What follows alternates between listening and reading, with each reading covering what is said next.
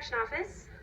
I live just probably about a mile away from where it happened. When the forensic artist drew the composite, it just triggered a memory in my mind where I met up with this guy that fit the description. When I saw that sketch, I got chills up and down my spine. I think it might be my ex-fiancé. Please contact me. I just saw your show, and the sketch of that guy, he looks just like this guy who got arrested here.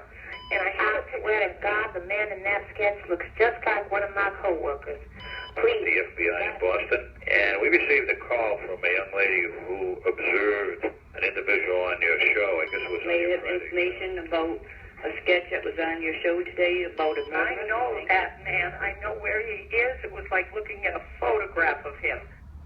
We were overwhelmed by the amount of callers who said chills ran down their spines when they thought they recognized the sketch of one of the alleged murderers. So we decided to reopen these cases and fly a few of our viewers here today. They will get the chance to give their clues to detectives on the cases, and you will get a first-hand look at an investigation in process. The psychics have given us their clues. We'll let you take it from here. Viewers responding to police psychics, please join us for today's LEEZA. Oh gosh, I got a boyfriend in the front row today. One of the greatest joys a parent can experience is, of course, the birth of their child. It's the biggest moment. For 9 months, you prepare for the arrival of your beautiful little bundle. But what if that bundle decides to arrive, say, early? Little babykins decides it's not going to wait for a hospital bed. He would prefer to arrive, say, when your husband is driving 100 miles an hour to the hospital. Or your little girl decides, you know what? She'll be spending so much time in the bathroom as a teenager anyway. Why not just be born there?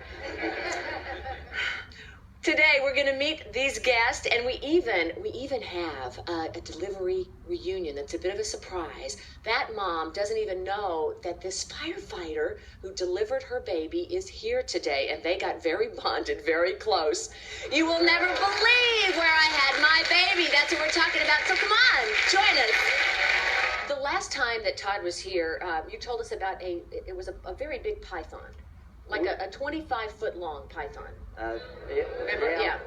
Now, Todd captured this thing. Our audience was so fascinated that after Todd left, we tracked down the videotape of the monster.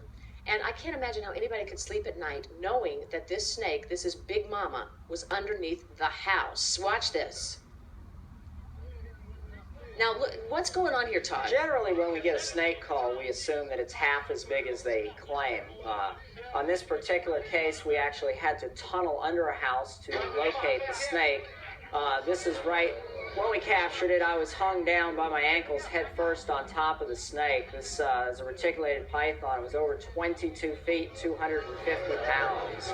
Actually, it had been loose in Florida for over 10 years. What? This animal was living in a state park feeding on raccoons. It's been given credit for all the missing dogs and cats in the area for many years. Oh, no. We did what people thought couldn't be done. We got this animal out of there without it being harmed and without us being harmed. And that was the most important thing we were trying to demonstrate. But how many people did it take to get it out?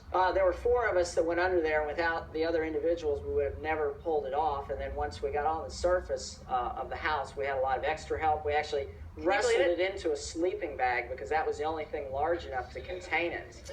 Have you experienced retail racism before? No, I hadn't before, and it really shocked me because when your producer called, I said, "You're not going to find this here." I said, it's blatant, like when you're driving down the road and someone calls your name. I've experienced that type of racism, but never this subtle kind. I was shocked. I really was. All right, surprised. Let's set up the first example when you were shopping. I had gone into this first store, and when I went into the store, I made eye contact with the salespeople. No one said anything. There was no one else in the store. I was the only one. So I picked up some things. I even went to the counter, picked up rings and things. All right, let's roll the tape and see this happening. Again, from her eyeglass cam. See, I was picking up rings. I wear a lot of rings. And I even went over, they had just tagged that stuff. I saw them before I walked in. I picked the thing up. You see how they're ignoring me. They had seen me before when I first came in. So they know you're there? Yes, they know I was there. There was a guy at the phone. He never got off the phone. And those 2 were in front of me, and they walked around to the counter and continued talking. You could have put all this stuff in your purse. I could have. I even dropped them. I dropped all those bracelets. They deliberately to try to get attention? And they never turned around or anything. It was though I was not worthy of their attention. Did you feel inferior? What was your emotion? No, I don't feel inferior because I know there's nothing wrong with me. They're the ones with the problem. But I really couldn't understand. And a lot of it was they just weren't doing their job either. But they Well, yeah, did could this ignore just me. be incompetent salespeople? On these two's part, yes, I believe it was. Yeah. No. But they also ignored Oh, me. Sherry, you're saying no. I do the same thing. I'll go to a customer. I see you come in. You look nice, dressed. I'll say, may I help you? You say no, then I'll just leave But you they alone. never said, may I help you? They never. I look they at never, customers. I don't even bother them because I'm working. I'm doing other work. I'm not going to bother them. If they need me, they know I'm there. They can ask. But you for me to greet help them. them. You just said you I don't greet greet every customer 100%. I'm too busy. But if You know. if they weren't busy, they were talking about their boyfriends. How do you I do was on your listening to job, their Sherry? Are you conversation. successful? I've never had a complaint. Really? Customers always compliment me when they come to me for help. I rush to help them. Do you get paid on commission? No, I do not.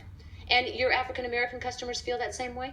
Yes, they actually go up to the managers and leave notes saying what a wonderful sales pitch you have. She spent doubt half an that. hour Very just to sell me one pair of shoes. I even spend half an hour with them and they don't buy shoes. But that's fine. I'm there for them. But they weren't there for me. They totally ignored me. If they had been there for me, I might have bought something. Well, I don't go there. I don't, like, if my boss says I have to do this job and I see come in, and you see me, I see you, then you'll know where I'm at. I try to stay. Let's see your in the second area. piece of tape, Phyllis. This second one was really strange. I practically ran and chased the people through the store.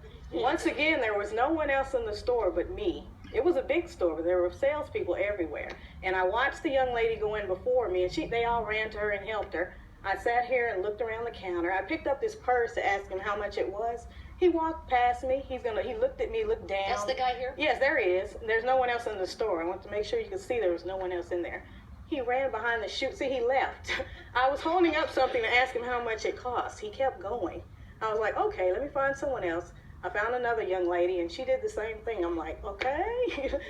Do you feel that was racist behavior? In this store, I really do. And I'm being honest. This I is really an do. upscale store? It really was. And I watched a white girl. She was with us. She went in before me.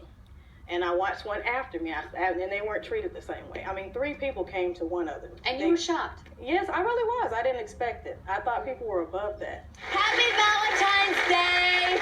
It's a day for lovers. Day for lovers. Are you single out here? If you're single, yell it out. Are you single? All right, so we know who we got in the audience. I am so glad I'm not one of you. So glad I'm not one of you, because us married folks don't have to deal with all this stuff. It is tough. You've got to be a mind reader to figure out what the opposite sex wants. We've been going out for 6 whole months. I think it's time we moved in together. What am I gonna do if I move in with her and then I meet another girl? I'm totally stuck.